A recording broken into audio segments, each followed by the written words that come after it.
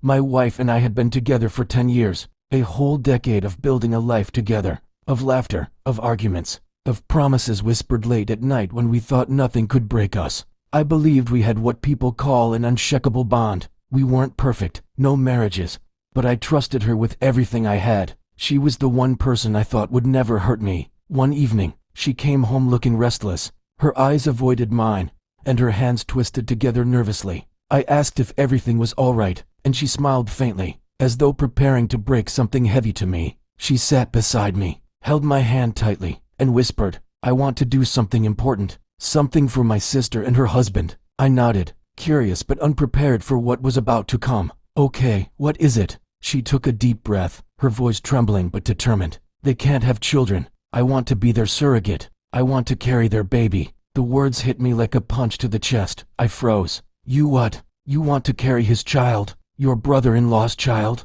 She nodded firmly, her face filled with what she thought was courage. "Yes, they've been struggling for years. I want to give them this chance. It's a gift only I can give." I couldn't believe what I was hearing. "Do you even realize how this looks? How this feels? You'd be pregnant with your sister's husband's baby. Do you know what that will do to us? To our marriage? To your sister's marriage?" Her jaw tightened. "It's my body, my choice. You don't get to control me." I felt my heart sink deeper than ever before. "I'm not trying to control you. I'm trying to protect us, to protect you. This could destroy everything. You don't play with boundaries like this." But she pulled her hand away sharply and glared at me. "If you can't support me, then maybe you don't understand what love really is. They need me. I won't abandon them." That night, I lay awake beside her, staring at the ceiling. Her body was right next to me, but her heart was already far away. Something inside me whispered that this was the beginning of the end. Weeks passed, and she went through with it.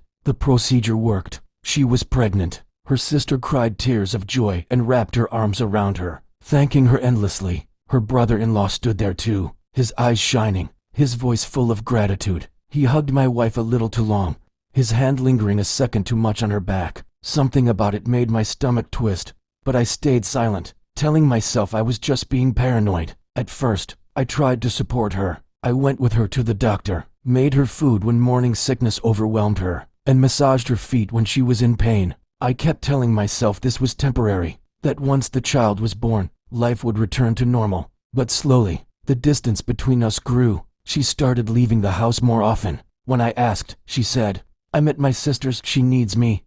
Her tone was defensive, sharp, as though even questioning her was a crime. Her phone never left her side. Late at night, when messages buzzed, she would slip out of bed and disappear into the kitchen. I could hear her hushed voice through the walls. One night, I woke up to the sound of her phone buzzing on the nightstand. For once, she had left it unattended. My heart pounded as I picked it up. The message on the screen stopped my breath. It was from him, her brother-in-law. "I can't stop thinking about you. Every time I see you, I want you more." The room spun. My hands shook as I scrolled. There were dozens of messages, weeks of conversations, words filled with longing, secret promises, and confessions of love. They weren't talking about the pregnancy. They were talking about each other. My wife and her sister's husband were having an affair. The next morning, I waited for her in the kitchen. My chest was heavy with anger, pain, and disbelief. When she walked in, I held the phone out to her. My voice cracked as I asked, "Who is he to you?" Her face went pale. "What are you talking about?"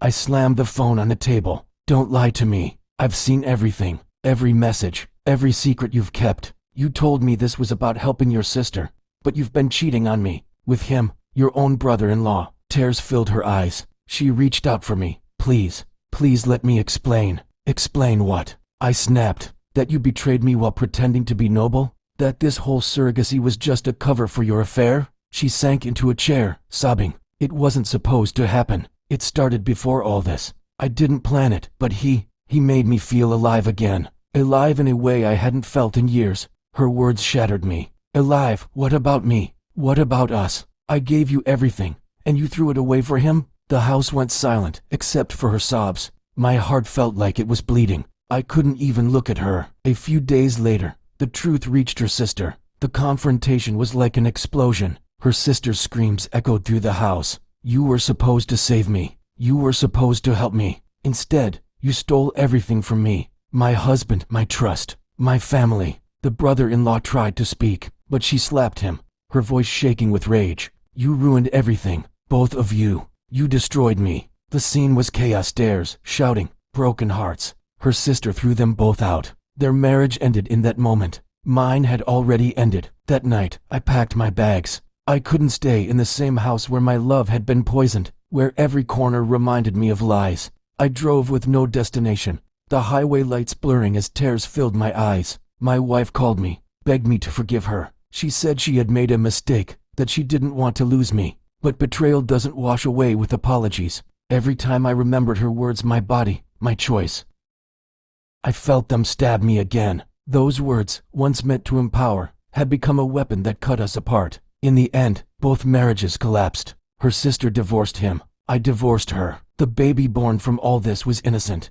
yet a living reminder of the lies that had destroyed two families. And me, I walked away with nothing but a broken heart and a lesson burned deep into my soul. Love without loyalty is nothing. Trust, once broken, can never be fully repaired. And sometimes, the people you believe will stand beside you forever are the ones who cut you the deepest.